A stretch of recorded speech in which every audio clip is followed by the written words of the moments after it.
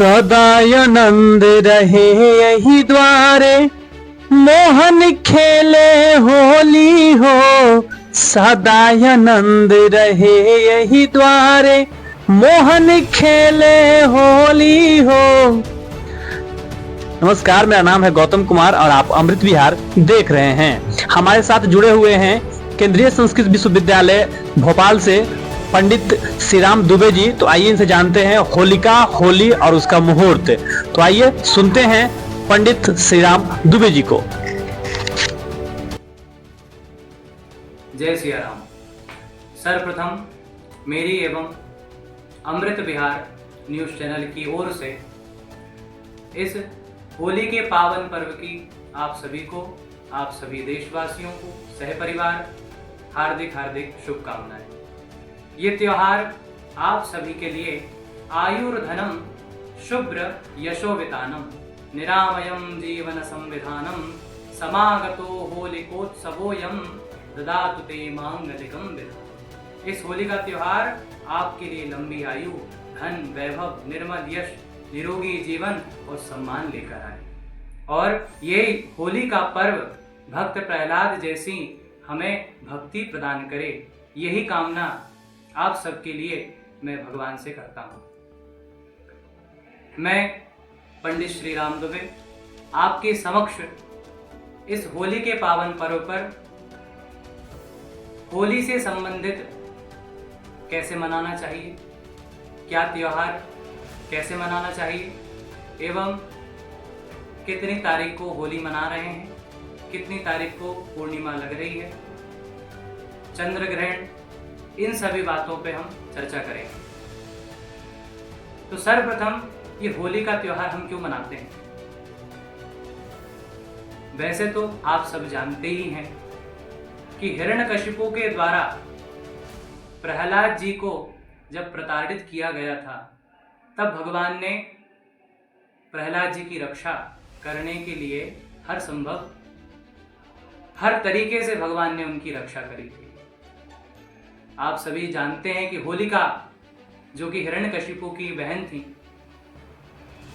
वे उनको एक ब्रह्मा जी से एक वस्त्र प्राप्त था। उस वस्त्र को वे पहन के ओढ़ के बैठ जाती थी। उस वस्त्र को अग्नि जला नहीं सकती। तो वैसा ही हुआ, प्रहलाद जी को लेकर वे मारने की नियत से उस वस्त्र को ओढ़कर एक विशाल काय चिता में जाकर बैठ गए और नीचे से अग्नि लगा दी गई।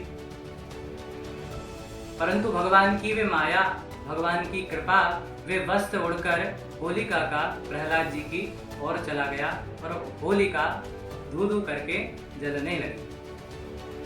तो वे भक्त प्रहलाद जी की स्मृति में हम ये होलिका का पर्व मनाते हैं, रंगों का त्योहार मनाते हैं। अब बात कर लेते हैं कि होली कितने तारीख को मन रही है, 13 को मनाएं या 14 को मनाएं।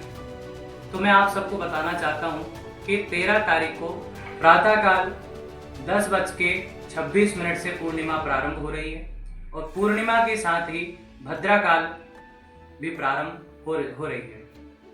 और 13 तारीख की रात्रि में 11:31 तक भद्राकाल रहेगा। 11:31 के उपरांत ही होलिका दहन का शुभ मुहूर्त प्रारंभ होता है।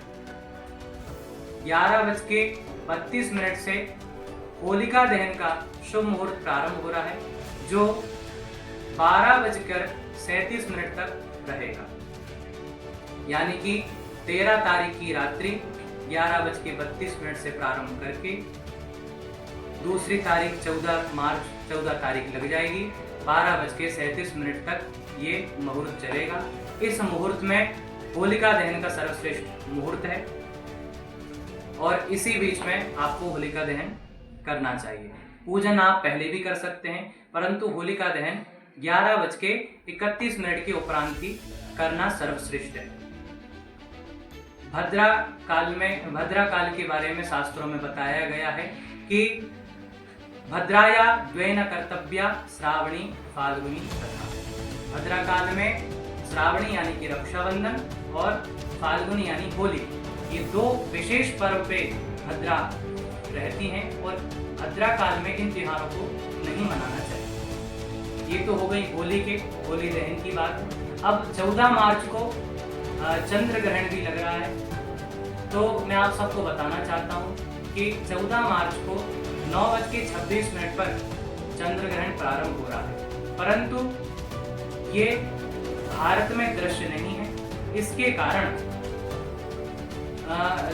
कारण चंद्र ग्रहण के सूतक पातक इत्यादि नियम जो भी हैं वो भारत में लागू नहीं होंगे, अन्य देश में लागू होंगे, परंतु भारत में चंद्र ग्रहण के नियम लागू नहीं है। इसलिए आप निश्चिंत होकर 14 तारीख को रंग वाली होली मना सकते हैं। इसी के साथ मैं आप सभी को पुनः होली पर्व की खूब ढेर सारी शुभकामनाएं देता हूँ। खूब बढ़िया